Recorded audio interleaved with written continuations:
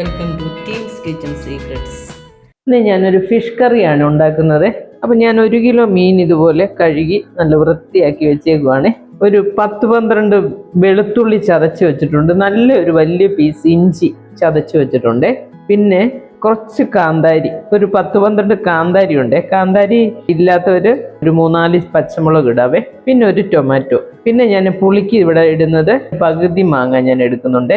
പല type fish curry വെക്കുമ്പോൾ അതിൻ്റെ ആ ഇൻഗ്രീഡിയൻസ് മാറുന്ന അനുസരിച്ച് ആ ഫിഷ് കറിയുടെ ടേസ്റ്റ് നന്നായിട്ട് മാറും കേട്ടോ.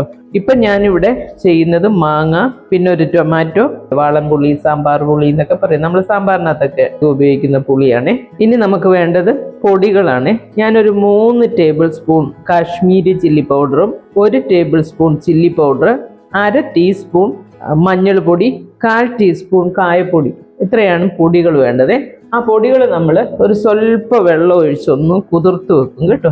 എന്നിട്ട് ആ എണ്ണയിലിട്ട് വഴറ്റിയെടുക്കുമ്പോൾ പൊടികൾ കരിഞ്ഞു പോകാതെ ഇരിക്കും. ഇത് വെള്ളം കൂടി പോയിട്ടില്ല കേട്ടോ. സ്പൂണിട്ടൊന്ന് മിക്സ് ആക്കുമ്പോൾ അത് കറക്റ്റ് ആയിരിക്കുമേ. ഇനി നമ്മൾ ഈ ടൊമാറ്റോ ഉണ്ടല്ലോ, ഒരു 4ആയിട്ട് കട്ട് ചെയ്ത് മിക്സിയുടെ ആ ചെറിയ ജാറിലിടുക. എന്നിട്ട് ഈ മാങ്ങയും കൂടെ ഞാൻ ഇതിനകത്തിട്ട് ഒന്ന് ക്രഷ് ചെയ്തങ്ങ് എടുക്കുവേ. അപ്പോഴത്തേനും നമ്മുടെ ആ ഗ്രേവിയൊക്കെ ആണെങ്കിലും നല്ല തിക്ക് ഗ്രേവി ആയിട്ട് വരും. ഒരു ചെറിയ മാങ്ങയുടെ പകുതിയെ എടുത്തിട്ടുള്ളൂ കേട്ടോ. ഇനി നമുക്കിതൊന്ന് അരച്ചെടുക്കാം. അരച്ചെടുത്തിട്ട് നമുക്ക് കുക്കിംഗ് തുടങ്ങാം. ഞാനൊരു ചട്ടി ഇവിടെ വെച്ചിട്ട് ഒരു 3 ടേബിൾ സ്പൂൺ വെളിച്ചെണ്ണ ഒഴിച്ചു കൊടുത്തിട്ടുണ്ട്. ഇനി നമുക്ക് കുറച്ച് ഉലുവ, കുറച്ച് കടുക്, ഇതൊന്ന് പൊട്ടിക്കഴിയുമ്പോൾ നമുക്ക് ഇനി ഇതെല്ലാം ഇതിനകത്ത് വഴറ്റാം. വെളുത്തുള്ളി, ഇഞ്ചി, കാന്താരി. ഞാനിത് 2-3 മിനിറ്റായിട്ട് വഴറ്റുവാണ്. ഇപ്പോൾ ഒരുമാതിരി നന്നായിട്ട് അത് ഫ്രൈ ആയിട്ടുണ്ട്. ഇനിയിപ്പോൾ നമുക്ക് അരപ്പിട്ട് കൊടുത്ത് നന്നായിട്ട് വഴറ്റിയെടുക്കണം. ഒരു 3-4 മിനിറ്റ് നല്ല പോലെ ഈ ഒരു മുളകിൻ്റെ ആ ഒരു റോട്ടേസ്റ്റ് ഒക്കെ ശരിക്കും മാറി കിട്ടണേ. നന്നായിട്ടൊന്ന് വഴറ്റിയെടുക്കണം.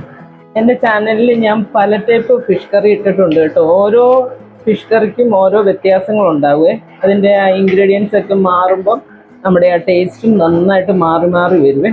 ഉള്ളിയാണേലും ഇഞ്ചി, ഉള്ളി, വെളുത്തുള്ളി അതെല്ലാം നമ്മൾ നന്നായിട്ട് വഴറ്റി, നമ്മൾ ആ ടൊമാറ്റോ ഒക്കെ ഇട്ട് വഴറ്റി നല്ല പോലെ എടുത്തു കഴിഞ്ഞാൽ കറികൾ കുറച്ച് ദിവസം കേടാകാതെ നമുക്ക് പുറത്ത് തന്നെ വെച്ചേക്കാം. ചില കറികൾ ഇങ്ങനെ വഴറ്റുകയൊന്നും ചെയ്യാതെ ഈസി ആയിട്ട് ചെയ്യാവുന്ന ഫിഷ് കറി ആണേലും ചിക്കൻ കറി ആണേലും എല്ലാം അതിൻ്റെ റെസിപ്പീസും ഇട്ടിട്ടുണ്ട്. മാങ്ങയും ടൊമാറ്റോയും ഞാൻ നന്നായിട്ട് പേസ്റ്റ് ആക്കി വെച്ചിട്ടുണ്ട്. ഇനി ഇതിലേക്ക് നമുക്ക് ചേർത്ത് കൊടുക്കാം. ഇതൊരു 3-4 മിനിറ്റ് നമുക്ക് ഇതുപോലെ നന്നായിട്ട് വഴറ്റിയെടുക്കണം. ആ എണ്ണയൊക്കെ തെളിഞ്ഞ് വരുന്നുണ്ടോ? അപ്പം ഈ ഒരു പരുവാകുമ്പോൾ നമ്മൾ ആ സാമ്പാർ പുളി എടുത്ത് വെച്ചിട്ടുണ്ട്, അത് നമുക്ക് ഇതിനകത്തേക്ക് ഒഴിച്ചു കൊടുക്കുക. ഇത് നമുക്ക് ആവശ്യത്തിന് വെള്ളം ഒഴിച്ചു കൊടുക്കണം. നമ്മൾ ആ മീൻ വേകാൻ ആവശ്യമായിട്ടുള്ള വെള്ളം ഒഴിക്കണേ. ഇതുവരെ നമ്മൾ ഉപ്പിട്ടിട്ടില്ലേ, ഉപ്പിട്ട് കൊടുക്കുക. ഇനി ആവശ്യത്തിന് കറിവേപ്പില നമ്മൾ ഇച്ചിരി കൂടുതലിട്ടാൽ നല്ലതാണ്. മീൻ കറിക്ക് കുറച്ച് കറിവേപ്പില നല്ലതാണ്. ഇനി ഇത് തിളക്കട്ടെ, എന്നിട്ട് നമുക്ക് ഫിഷ് ഇട്ട് കൊടുക്കാം. നമ്മുടെ ഈ അരപ്പ് ഇവിടെ നന്നായിട്ട് തിളച്ചിട്ടുണ്ട്. ഇനി നമുക്ക് ഇതിലേക്ക് ഫിഷ് ഇട്ട് കൊടുക്കാം. നമ്മൾ ഈ കറിക്കകത്തോട്ട് ഫിഷ് ഇടുമ്പോൾ അതിന് മുമ്പ് ഒന്നും കൂടെ ഒന്ന് കഴുകിയിട്ടേ ഇടാവുള്ളേ. ഇത് നല്ല കപ്പയുടെയും ചോറിൻ്റെയും ചപ്പാത്തിയുടെയും എല്ലാത്തിൻ്റെയും കൂടെ ചേർന്ന് പോകുന്ന ഒരു കറിയാണ് കേട്ടോ. ഇനി നമുക്കിത് മൂടി വെച്ച് ഒരു 10 മിനിറ്റ് നമുക്ക് വേവിക്കാം. നമ്മുടെ ഈ ഫിഷ് കറി ഇവിടെ വെച്ചിട്ട് ഒരു 12 മിനിറ്റ് ആയിട്ടുണ്ട്. 10 മിനിറ്റ് വെക്കാനാണ് ഞാൻ പറഞ്ഞത്. അപ്പം ഞാൻ നോക്കിയപ്പോൾ കുറച്ച് കട്ടിയുള്ള ടൈപ്പ് മീനല്ലേ, അപ്പം കുറച്ചുകൂടി ഇരിക്കട്ടെ എന്ന് വെച്ചേ.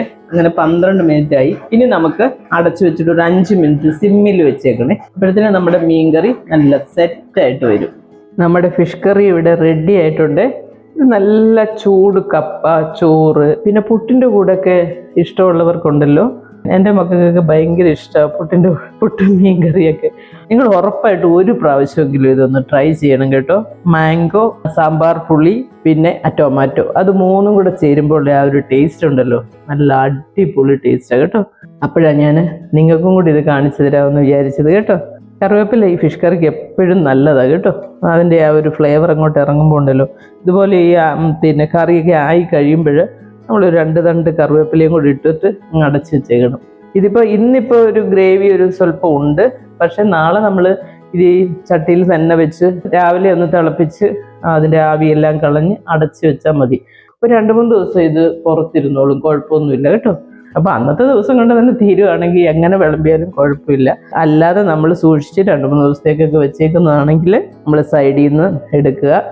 സ്പൂണൊക്കെ എടുക്കുമ്പോൾ നല്ലപോലെ ഒന്ന് തുടച്ച് ഇങ്ങനെയൊക്കെ ഒന്ന് ചെയ്ത് കഴിഞ്ഞാൽ ഉണ്ടല്ലോ 2-3 ദിവസം നമുക്ക് പുറത്ത് തന്നെ ഫ്രിഡ്ജിലൊന്നും വെക്കാതെ തന്നെ ഇതുപോലത്തെ കറികളൊക്കെ നമുക്ക് സൂക്ഷിച്ചു വെക്കാം. അപ്പോൾ എൻ്റെ ചാനലൊക്കെ ഇഷ്ടമാവുകയാണെങ്കിൽ ലൈക്ക് ചെയ്യാനും ഷെയർ ചെയ്യാനും സബ്സ്ക്രൈബ് ചെയ്യാനും മറക്കണ്ട. അടുത്തൊരു വീഡിയോ ആയിട്ട് നമുക്ക് അടുത്ത ദിവസം കാണാം. താങ്ക്